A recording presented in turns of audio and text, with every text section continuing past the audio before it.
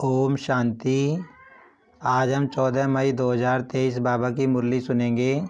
सबसे पहले देखते हैं मुख्य बिंदु।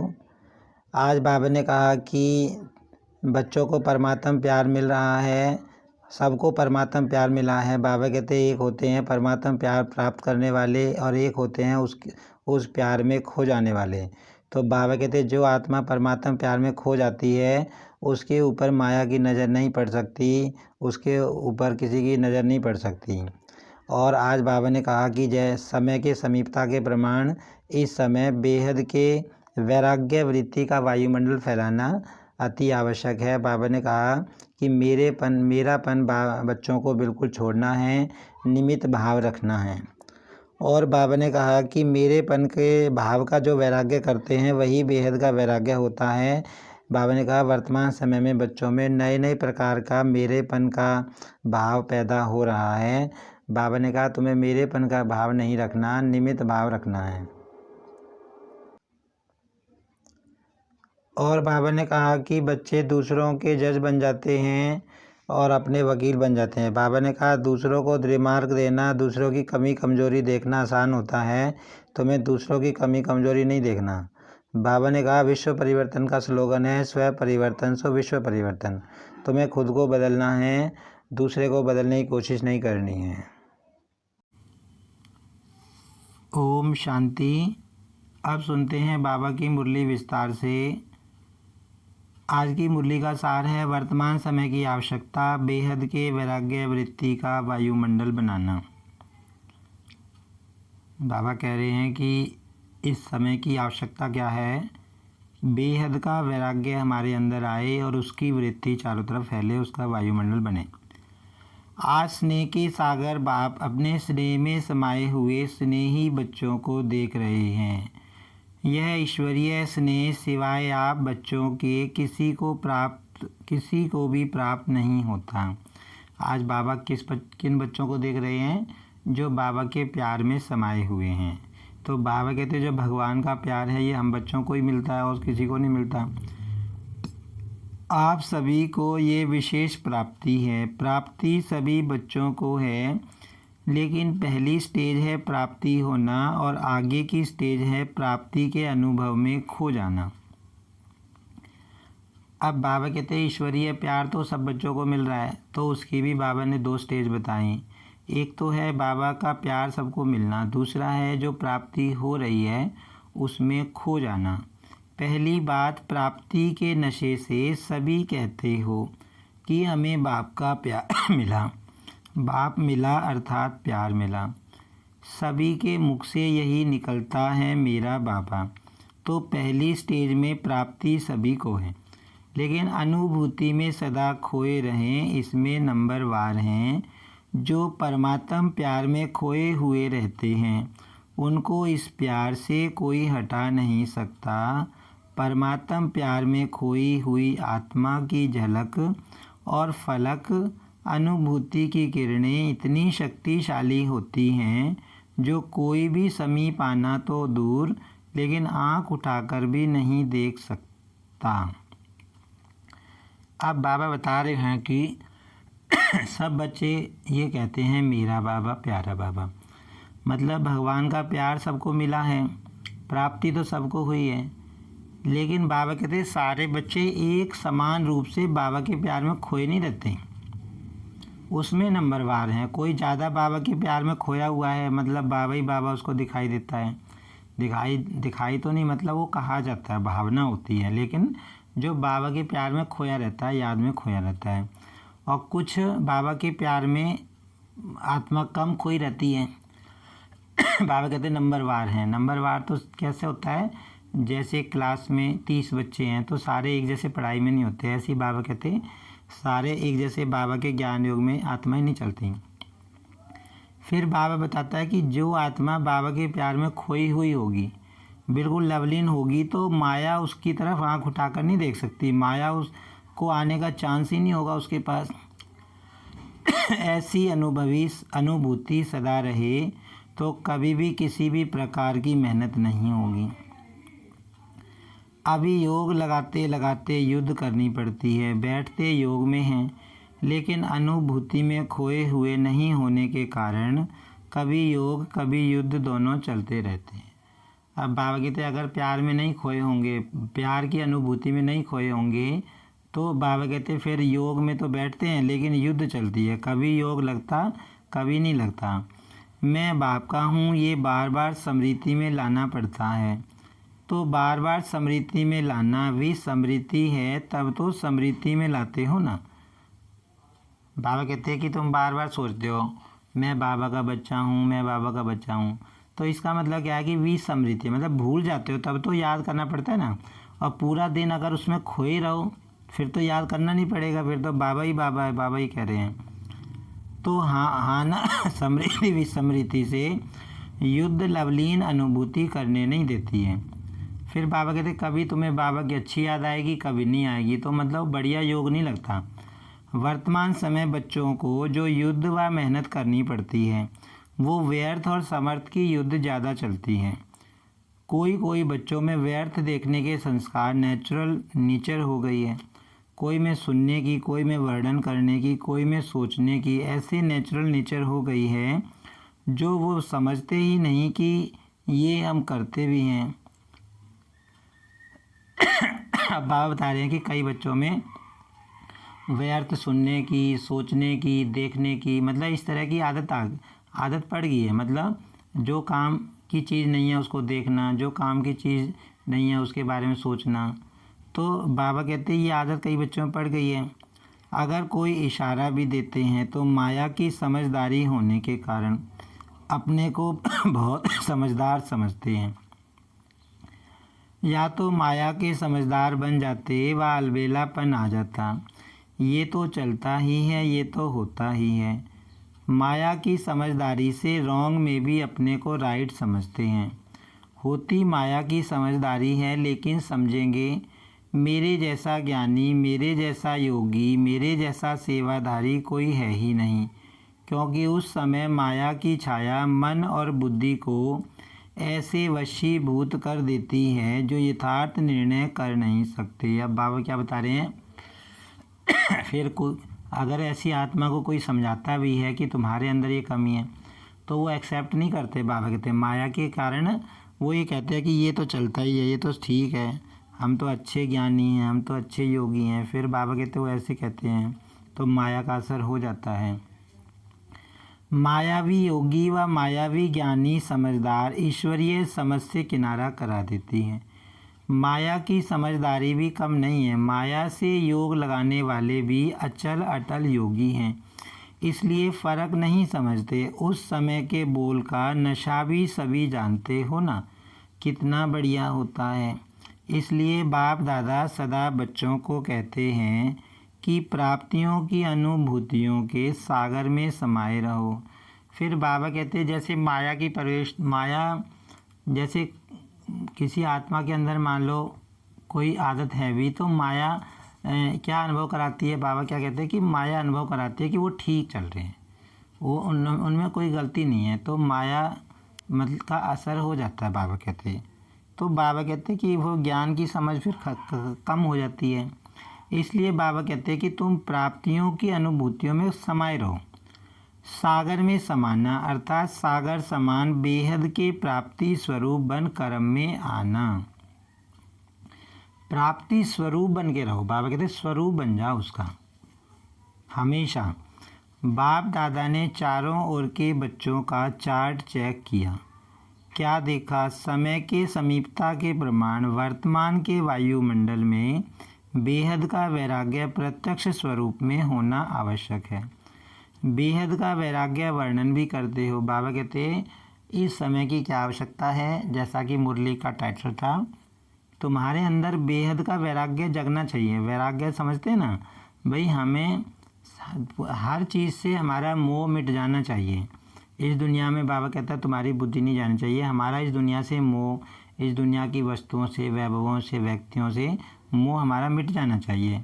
तो बेहद का वैराग्य वर्णन भी करते हो, पॉइंट्स बहुत निकालते हो, भाषण भी बहुत अच्छे करते हो। सभी के पॉइंट्स हैं ना, पॉइंट्स वर्णन करना व सोचना, इसमें तो मेजॉरिटी पास है। इन छोटी छोटी कुमारियों को भी भाषण तैयार करके देंगे तो कर लेंगी। अब बाबा कहते हैं कि ज्ञान तो बच्चों में बहुत हैं, पॉइंट भी बच्चों के पास बहुत हैं, ज्ञान की बातें हैं, उन पे वर्णन भी अच्छा करते हो, भाषण भी अच्छा कर देते हो। फिर बाबा कहते हैं छोटी कुमारियों को भी अगर कोई भाषण लिख कर दे दोगे तो ये भी अच्छा कर लेंगी। यथार्थ वैराग्य वृत्ति का सहज अर्थ है चाहे आत्माओं के संपर्क में आए, चाहे साधनों के संपर्क में आए, चाहे सेवा के चांस में चांसलर बनने का भाग्य मिले, लेकिन सर्व के संबंध संपर्क में जितना न्यारा उतना प्यारा, इसका बैलेंस रहे। अब बाबा देखो क्या बता रहा है, बेहद का वैराग्य का मतलब क्या होता है, तुमने कोई साधन यूज़ करा सेवा के लिए, गाड़ी यूज़ की या कुछ भी करा है ना, तो किसी के संपर्क में आए, किसी ज्ञानी आत्मा के संपर्क में, या कोई तुमने सेवा करी, तो जब उनसे अलग हो जाते हो तो बिल्कुल ऐसे डिटैच हो जाओ जैसे कि वे थी नहीं, उनमें बुद्धि नहीं फंसी रहनी चाहिए, वे बार बार याद नहीं आनी चाहिए। ऐसे बाबा कहता है न्यारे और प्यारे बन के रहो। होता क्या है, कभी न्यारेपन की परसेंटेज बढ़ जाती है और कभी प्यारेपन की परसेंटेज बढ़ जाती। बाबा कहते कभी तो तुम ज़्यादा न्यारे हो जाते हो उनसे और कभी ज़्यादा प्यारे बन जाते हो। प्यारापन का अर्थ है निमित्त भाव, निर्माण भाव, लेकिन इसके बदले मेरेपन का भान आ जाता है।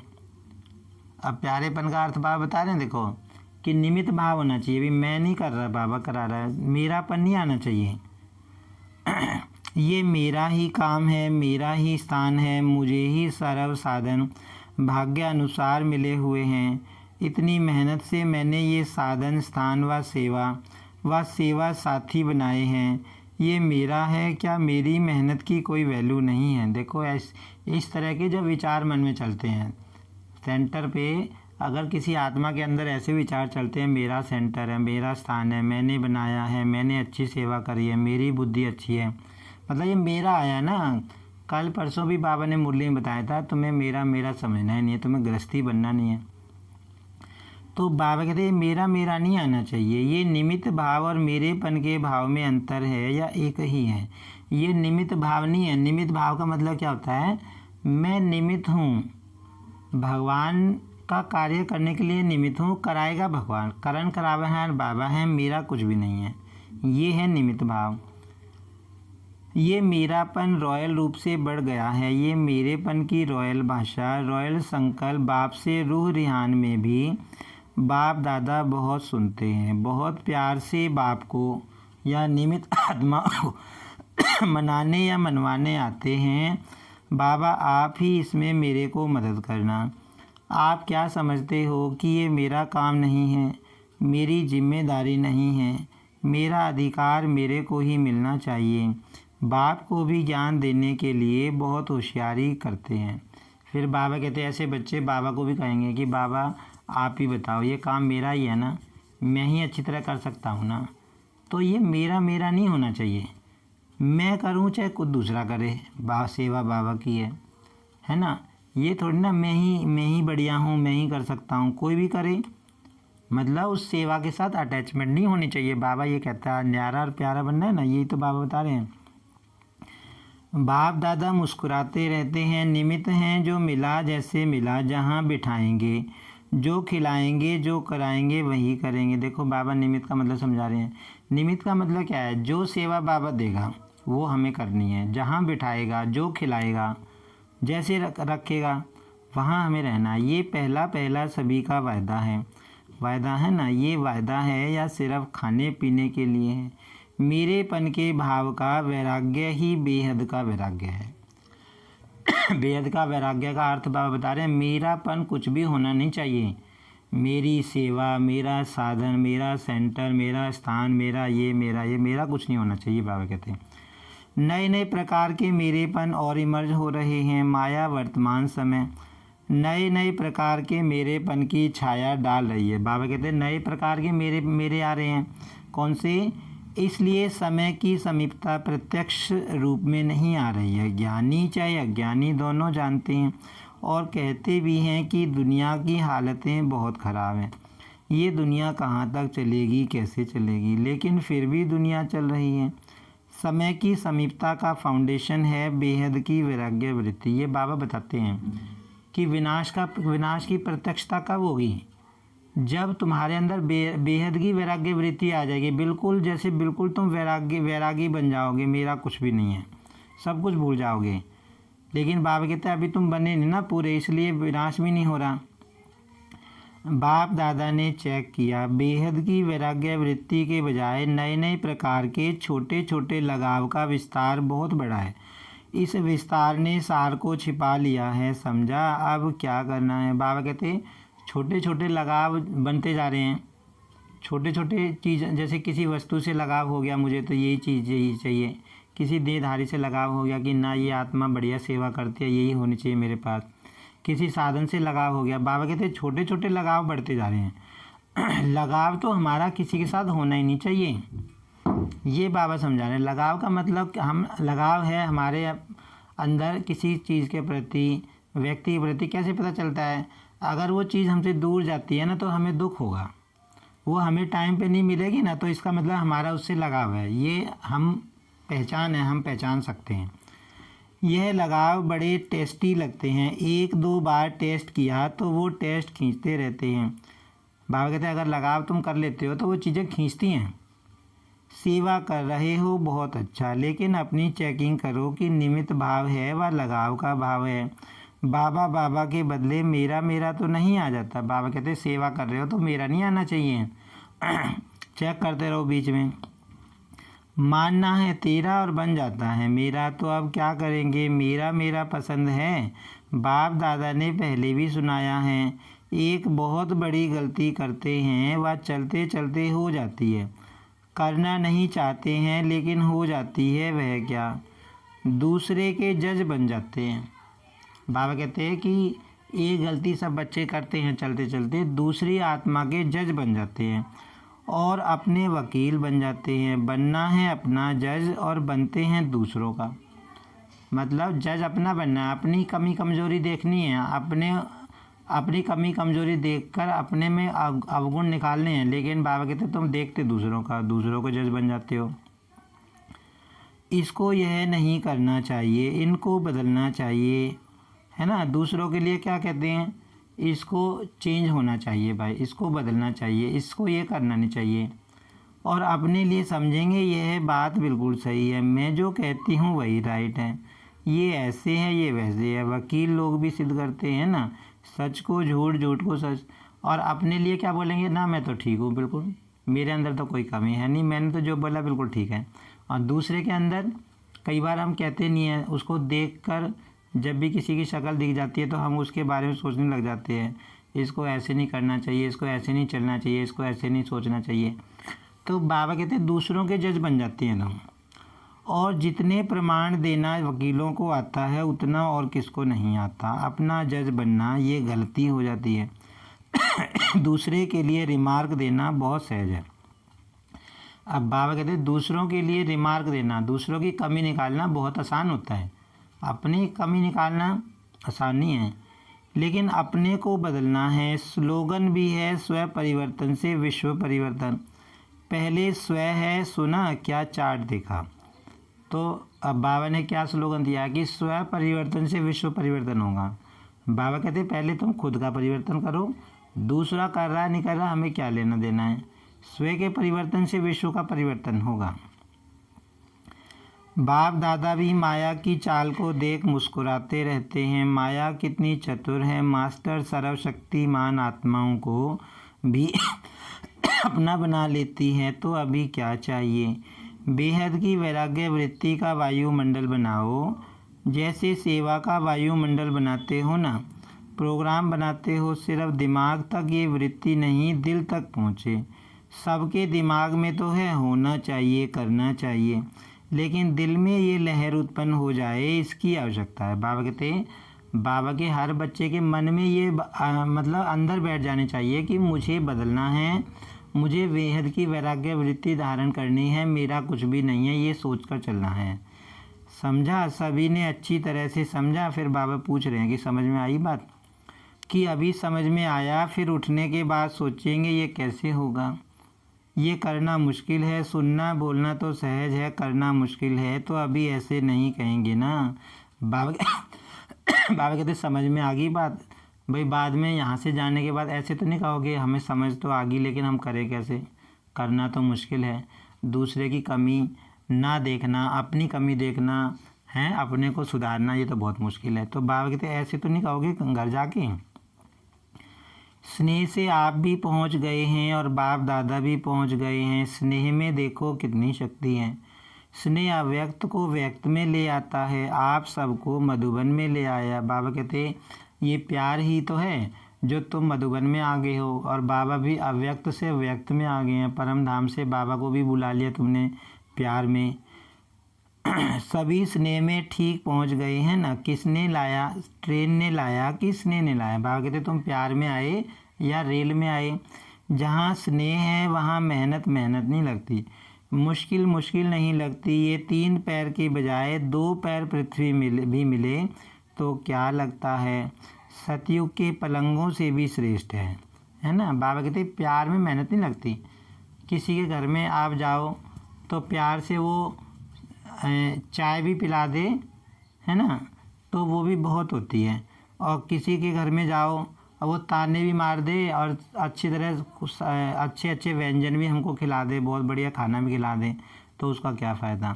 तो वो बाबा बता रहे हैं कि प्यार में बाबा के घर में आते हो तो कई बार कोई चीज़ नहीं भी मिलती, थोड़ी जगह में एडजस्ट करना पड़ता है, कमरे कम रह जाते हैं, तो भी बाबा कहते तुम उसमें परेशान नहीं होते। सब आराम से रहे हुए हैं कि मजबूरी से क्या करें, रहना ही है। भक्ति मार्ग में तो सिर्फ पाँव रखने के लिए इतनी मेहनत करते हैं। आपको सोने के लिए 3 पैर नहीं तो 2 पैर तो मिलता है ना। कई बार बाबा के बच्चे मधुबन में बहुत ज़्यादा आ जाते हैं तो क्या होता है फिर एडजस्ट करना पड़ता है थोड़ा थोड़ा। तो बाबा कहते हैं कि भक्ति में देखो कितनी भीड़ मंदिरों में लगती है तो 1 पैर रखने की भी मुश्किल नहीं होती। बाबा कहते हैं यहाँ कम से कम सोने की जगह तो मिल रही है। आपने तो मांगा था कि चरणों में जगह दे दो, लेकिन बाप ने चरणों की बजाय पटरानी बना दिया। बाबा कहते कि तुम तो क्या मांगते थे भक्ति में, हे भगवान हमें चरणों में जगह दे दो अपने में। बाबा कहते मैंने तो तुमको अपने दिल में बिठा लिया। फिर भी मधुबन का आंगन है ना, चाहे कहाँ भी सोते हो लेकिन है तो मधुबन के आंगन में। इतना बाप के समीप आने का अधिकार मिलेगा ये तो सपने में भी नहीं था। तो सब खुश हो ना, 2 पैर की बजाय 1 पैर मिले तो भी राजी रहेंगे। बैठे बैठे सोएंगे। कईयों को बैठने में नींद अच्छी आती है, सोएंगे तो नींद नहीं आएगी। योग में बैठना और सोना शुरू। भागते कई बाबा के बच्चे तो बैठेंगे योग में सोने लग जाएंगे, तो बैठे बैठे नींद अच्छी आती है। तो बाबा का कहने का भाव क्या है कि अगर मान लो यहाँ जगह कम पड़ जाती है तो बैठकर सो जाओ, भगवान के घर में तो पहुँच गए ना कम से कम। 5 दिन अखंड तपस्या करनी पड़े तो सब तैयार हो, खाना भी नहीं मिले तो चलेगा। अब बाबा पूछ रहे हैं कि अगर तुमको तपस्या में ही बिठा दे, खाना भी ना दें, तो तुम एडजस्ट कर सकते हो कि समझते हो ये होना नहीं है। जो चीज़ वहाँ नहीं खाते वो और ही मधुबन में मिलती है। लेकिन एवर रेडी रहना चाहिए, मिले तो बहुत अच्छा, न मिले तो बहुत बहुत अच्छा। बाबा कहते हैं वैसे तो बाबा के घर में सब चीज़ें खाने को मिलती हैं, लेकिन बाबा कहते हैं तुमको ऐसी अवस्था में रहना चाहिए कि कोई चीज़ खाने की अच्छी मिले तो अच्छा भला, और ना मिले तो भी भला। क्योंकि सबको अमृत वेले दिल खुश मिठाई तो मिलती ही है और सारा दिन खुशी की खुराक भी मिलती है। तो चल सकता है ना, ये भी ट्रायल करेंगे। बाबा कहते हैं चलो कुछ ना मिले लेकिन खुशी की खुराक, बाबा का ज्ञान तो मिल रहा है ना रोज़। अच्छा, चारों ओर के सर्वश्रेष्ठ भाग्यवान आत्माओं को, सदा सर्व प्राप्तियों के अनुभूतियों में समाये हुए श्रेष्ठ अनुभूति आत्माओं को, सदा परखने की, निर्णय करने की शक्ति को, तीव्र बनाने वाले समीप आत्माओं को, सदा सेवा में समर्थ बनाने के निमित्त आत्माओं को, सदा न्यारा और प्यारा दोनों का बैलेंस रखने वाली ब्लेसिंग के पात्र आत्माओं को बाप दादा का याद प्यार और नमस्ते। हम रूहानी बच्चों की रूहानी बाप दादा को याद प्यार और नमस्ते। टीचर्स के साथ है। जैसे टीचर्स का टाइटल है तो जैसा टाइटल है वैसे विशेष बेहद के वैराग्य वृत्ति का वायुमंडल बनाने में टाइट रहना, हल्के नहीं होना, क्योंकि निमित्त टीचर्स का वायुमंडल अनेकों को पहुंचता है। तो बाबा जो सेंटर पे टीचर रहती हैं, टीचर बहनें, उनके लिए बता रहे हैं कि तुम्हारे अंदर बेहद की वैराग्य वृत्ति आनी चाहिए, क्योंकि टीचर्स के अंदर जो होता है वो फैलता है वायुमंडल में। तो टीचर्स अभी ये कमाल करके दिखाएं, जैसे परिवर्तन में आज्ञाकारी तो बने, आज्ञाकारी बनने का, हाँ जी करने का एक पाठ तो पक्का कर लिया, लेकिन दूसरा पाठ बेहद के वैराग्य वृत्ति का अभी ये पाठ पक्का करके दिखाओ, क्योंकि निमित्त हो ना। तो निमित्त आत्माएं ही निर्माण का कर्तव्य बहुत सहज कर सकती हैं। बाबा कहते अभी तुमको निमित्त बनना है, बेहद के वैरागी बनना है, तो निर्माण का कार्य सहज हो जाएगा। अभी ये वर्ष तो पूरा हो ही रहा है, लेकिन नए वर्ष में इस नवीनता की झलक बाप दादा भी देखेंगे। सेवा की सेंटर खोलें, बहुत बढ़ाया, आईपीज भी आ गए, वीआईपीज भी आ गए, ये तो होता ही रहता है, लेकिन सेवा में बेहद की वैराग्य वृत्ति अन्य आत्माओं को और समीप लाएगी। बाबा कहते काम तो सारे चल रहे हैं बाबा के सेवा के, इसके साथ साथ बेहद की वैराग्य वृत्ति भी आनी चाहिए। मुख की सेवा संपर्क में लाती है और वृत्ति से वायुमंडल की सेवा समीप में लाएगी, समझा। बाप दादा तो चार्ट देखते ही है ना, फिर भी सेवा के निमित्त हो, ये श्रेष्ठ भाग्य कम नहीं है, ये भी विशेष वर्षा है। तो इस विशेष वर्षे के भाग्य के अधिकारी बने हो, समझा। बाबा कहते तुम्हें सेवा करने का भाग्य मिला है, ये भी बहुत बड़ा भाग्य है, चांस है। फिर डबल विदेशियों से सभी स्थानों से पहुँचे हैं, होशियार हैं, डबल फॉरेनर्स, जैसे सब देश के एम्बेसडर भेजते हैं ना तो इंटरनेशनल ब्राह्मण परिवार हो गया ना। डबल विदेशियों की विशेषता है कि सदा हाथ में हाथ है और साथ है। विदेश का फैशन है ना हाथ में हाथ देना, तो अभी किसके हाथ में हाथ हो। बाबा कहते विदेशी बच्चे, विदेशियों का फैशन होता है कि हाथ में हाथ देकर चलना, जो विदेश वाले बच्चे होते हैं उनको बाबा विदेशी कहता है। तो बाबा कहते हैं अभी तो तुम्हारा हाथ, तुमने किसका हाथ पकड़ा है, बाप का। सदा बाप के हाथ से हाथ मिला के आगे चलने वाले, हाथ है श्रीमत, तो श्रीमत का हाथ सदा हाथ में। अब बाबा का वैसा हाथ तो है नहीं, तो बाबा का कौन सा हाथ पकड़ना है, श्रीमत का, मतलब श्रीमत पर चलना है। श्रीमत रूपी हाथ बाबा का पकड़ना है। पक्का है कि कभी थक जाते हैं तो छोड़ देते हैं, कभी हाथ छूटता है, माया छुड़ावे तो नहीं छूटता है, तो सदा साथ रहने वाले और सदा श्रीमत के हाथ में हाथ देकर चलने वाले। अब बाबा कहते हैं तुमने हाथ पक्का पकड़ा है बाबा का ऐसे तो नहीं छूट जाता है, माया छुड़ा देती है, पक्का हाथ पकड़ना है। बाबा कहते हैं जिसका साथी बाप है, जिसका हाथ बाप के हाथ में है, वो सदा ही निश्चिंत बेफिक्र बादशाह है, क्योंकि हाथ और साथ दोनों मजबूत हैं, ठीक है ना। बाबा कहते जिसने भगवान का हाथ पकड़ा है वो तो बेफिक्र रहेगा ना। नैरोबी वाले पक्का हाथ और साथ है ना, चाहे सारी दुनिया के अक्षोहिणी लोग हाथ छुड़ाएं तो भी छूटेगा, वो अक्षोहिणी शक्तिहीन हैं और आप एक मास्टर सर्वशक्तिमान है। बाबा कहते चाहे सारी दुनिया की आत्माएं तुम्हारा हाथ बाबा से छुड़ाने की कोशिश करें, तुमको बाबा से अलग करने की कोशिश करें, तो कर सकती हैं, नहीं कर सकती। बाबा कहते उनके अंदर ताकत नहीं है। इसलिए डबल विदेशियों को नशा है कि बाप दादा का एक्स्ट्रा साथ और हाथ है, लिफ्ट है। अच्छा, आज की मुरली में वरदान है, दिव्य बुद्धि के वरदान द्वारा अपने रजिस्टर को बेदाग रखने वाले, कर्मों की गति के ज्ञाता भव। ब्राह्मण जीवन लेते ही हर बच्चे को दिव्य बुद्धि का वरदान मिलता है। इस दिव्य बुद्धि पर किसी भी समस्या का, संग का व मनमत का प्रभाव न पड़े, तब रजिस्टर बेदाग रह सकता है। अब जैसे ही हम बाबा के बच्चे बनते हैं, हमारे सोचने का तरीका बदलता है, हम श्रीमत के आधार पर सोचते हैं, हमारा लोगों के साथ व्यवहार चेंज हो जाता है, मतलब हमारी बुद्धि दिव्य बन जाती है। बाबा कहता है जब से तुम्हारा बाबा के पास जन्म हुआ तुम्हारी बुद्धि दिव्य बन गई। तो बाबा कहते हैं ये जो दिव्य बुद्धि बनती है इसके ऊपर किसी का असर नहीं होना चाहिए, तब तुम्हारा रजिस्टर बेदाग रहेगा। लेकिन यदि समय पर दिव्य बुद्धि काम नहीं करती तो रजिस्टर में दाग लग जाता है। बाबा कहते हैं टाइम पे दिव्य बुद्धि काम ना आए तो दाग लग जाएगा रजिस्टर पे। इसलिए कहा जाता है कर्मों की लीला अति गुह्य है। दुनिया वाले तो हर कदम में कर्मों को कूटते हैं, लेकिन आप कर्मों की गति के ज्ञाता बच्चे कभी कर्म कूट नहीं सकते। आप तो कहेंगे वाह मेरे श्रेष्ठ कर्म। बाबा कहते हैं कि तुमको श्रीमत मिल रही है, तुम श्रीमत के आधार पे कर्म कर रहे हो, श्रीमत के आधार पे जो कर्म करेंगे वो अच्छे होंगे। तो उन अच्छा कर्म जब आत्मा करती है उससे सुख मिलता है, दुख की अनुभूति नहीं होती। दुनिया में कोई कर्म करते हैं तो गलत हो जाता है तो फिर उसको कूटते रहते हैं, कूटने का मतलब उस पर पश्चाताप करते रहते हैं। लेकिन बाबा की श्रीमत के आधार पे हम कोई कर्म करते हैं तो फिर हमें वो कूटने नहीं पड़ते, हमें अच्छी अनुभूति आती है। तो हमारे मन में संकल्प क्या चलता है, वाह मेरे श्रेष्ठ कर्म। आज की मुरली में स्लोगन है पवित्रता की गहन धारणा से ही अति इंद्रिय सुख की अनुभूति होती है। अति इंद्रिय सुख कौन सा सुख होता है, जो बाबा को याद करने से मिलता है।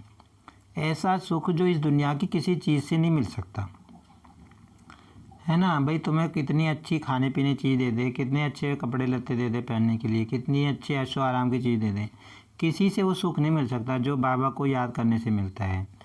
और वो बाबा को याद अब बाबा को याद कौन सी आत्मा कर पाएगी, गहराई के साथ बहुत अच्छा अतीन्द्रिय सुख फील हो, उसके लिए बाबा कहते हैं पवित्रता की धारणा जरूरी है। जो आत्मा जितनी पावन बनती जाएगी उसको उतना ही बाबा की याद से सुख मिलता है, बहुत गहरा सुख मिलता है, ये बाबा कहते हैं। अच्छा, ओम शांति।